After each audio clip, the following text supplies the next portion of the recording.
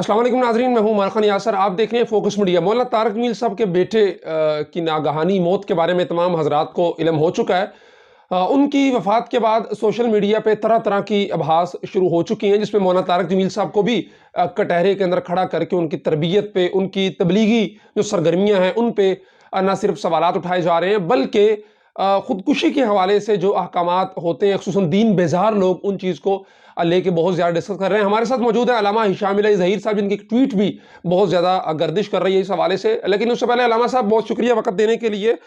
ये फरमाइएगा कि बेटे की मौत को या बेटे के अफ़ाल को बाप के साथ जोड़ देना, कतई नज़र तारिक मीर साहब और इस चीज़ के एक वैसे ओवरऑल नूह अलैहिस्सलाम का बेटा भी जो है वो था, और इब्राहीम अलैहिस्सलाम के वालिद आज़र उन्होंने इस्लाम कबूल नहीं किया था। रसूलुल्लाह सल्लल्लाहु अलैहि वसल्लम के दौर में बहुत सारी मिसालें मिलती हैं, तो क्या कहेंगे इस पे आप? बिस्मिल्लाहिर्रहमानिर्रहीम।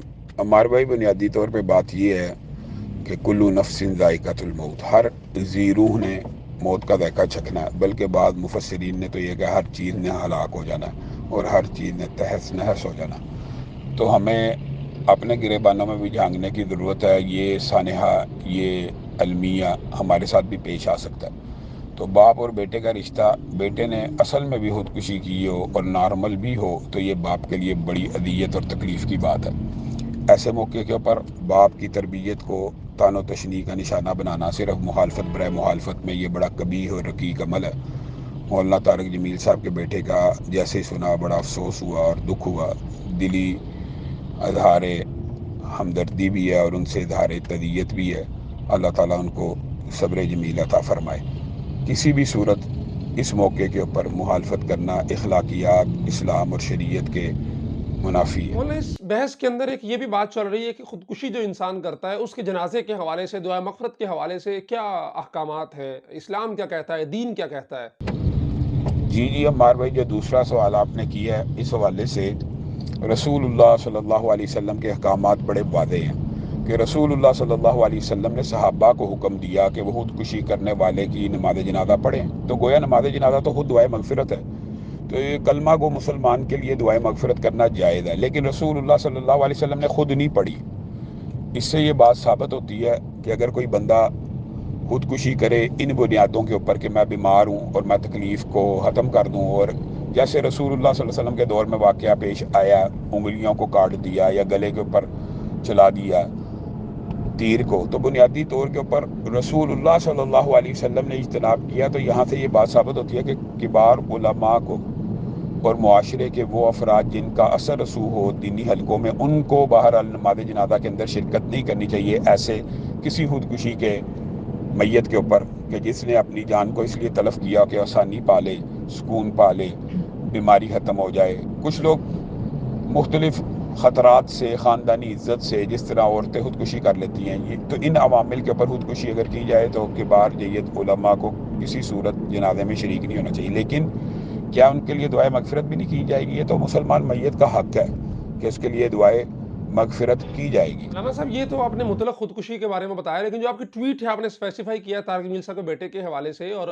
हदीस भी लिखी है आपने कि इन 3 लोगों से कलम जो है वो उठा लिया जाता है। दूसरा ये कि लोग एतराज़ कर रहे हैं, कैसा मजनू था, कैसा डिप्रेशन का था, इसकी शादी भी हुई, फलां-फलां बच्चे भी हुए। तो इसके बारे में जो लोग बातें कर रहे हैं, ख़ुसूसन मैंने देखा ट्विटर पे जो दीन बेज़ार तबका है, उन्हें सिर्फ़ तकलीफ़ ये है कि क्यों चूँकि तारक जमील साहब के साथ बहुत सारे लोगों की नहीं भी बनती, कुछ की सियासी हवाले से, कुछ की दीनी हवाले से, तो ये एतराज़ एक बहुत किया जा रहा है। इसके बारे में क्या कहेंगे? जहाँ तक हमारे भाई इस सवाल का ताल्लुक है, तो ये फ़ैसला तो जो माहिर डॉक्टर हैं वो करेंगे। मैंने तो शरीयत का हुक्म बता दिया है। रसूलुल्लाह सल्लल्लाहु अलैहि वसल्लम ने फरमाया रूफ़ी अल कलमु अनिस सलासा, 3 बंदों के ऊपर से कलम उठा लिया जाता है। अनिल मजनून हत्ता याकिल, उस पागल और दिमागी मरीज़ के ऊपर से भी जब तक वो हालत अकल में ना आ जाए। तो अगर जैसे कि उनके भाई ने फरमाया कि वो बचपन से मरीज़ थे और वो उनको ये आर्दा लाहक था, अगर वो पागलपन या मजनून थे, तो फिर तो उनके जनाजे के अंदर उलमा को भी शिरकत करनी चाहिए और दुआए मगफिरत भी हो सकती है, और उसमें तो किसी किस्म का फिर एतराज़ नहीं है। और यहाँ तक ये बात, अब बाद लोग खामखा कैसा पागल था, शादी होगी, तो पागलपन के आर्ज़े ऐसे मौजूद हैं दुनिया के अंदर कि जिनमें शादी ब्याह भी हो जाते हैं। ये कहना कि पागल बंदा शादी नहीं कर सकता, ये बात भी लगव है।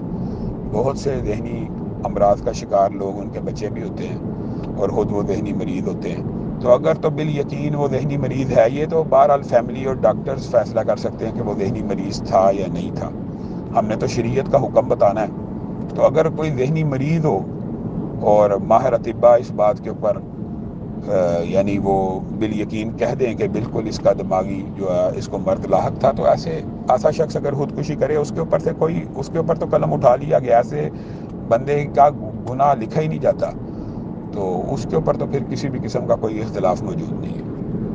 جی ناظرین، آپ نے علامہ ہشام علی ظہیر صاحب کی تمام تر گفتگو سنی، کس طرح خوبصورتی کے ساتھ انہوں نے تمام تر باتیں شریعت کے احکامات کو واضح کیا۔ جامعۃ العلوم اسلامیہ بنور ٹاؤن کا فتویٰ بھی اس وقت موجود ہے، جس میں مجنوں کی جو خودکشی ہے اس کے بارے میں واضح لکھا ہے کہ اس کے اندر جنازہ بھی ہوگا، دعائے مغفرت بھی ہوگی، کبار علماء کرام بھی اس کے ساتھ جو ہے وہ شرکت کر سکیں گے۔ لیکن یہاں پر سوال یہ پیدا ہوتا ہے کہ علامہ صاحب نے بڑی پیاری بات کہی کہ کل نفس ذائقۃ الموت، میں نے بھی مرنا ہے، آپ نے بھی مرنا ہے، سب نے مر جانا ہے۔ تو پھر کسی کی موت پہ اس طرح کی باتیں کرنا، خصوصاً باپ کے ساتھ مخالفت کی وجہ سے اس کو کرٹیسائز کرنا، تنقید کا نشانہ بنانا اور ایک بہت نچلی سطح پہ اتر کے کرنا، تو یہ باتیں ہمیں زیب نہیں دیتی۔ ہم مسلمان ہیں، ہم میں سے ہر ایک کا یقین ہے کہ ہم میں سے ہر ایک نے بھی مرنا ہے اور رب کے حضور پیش ہونا ہے، اس لیے حتی الامکان حتی الوسع ہمیں احتیاط کرنی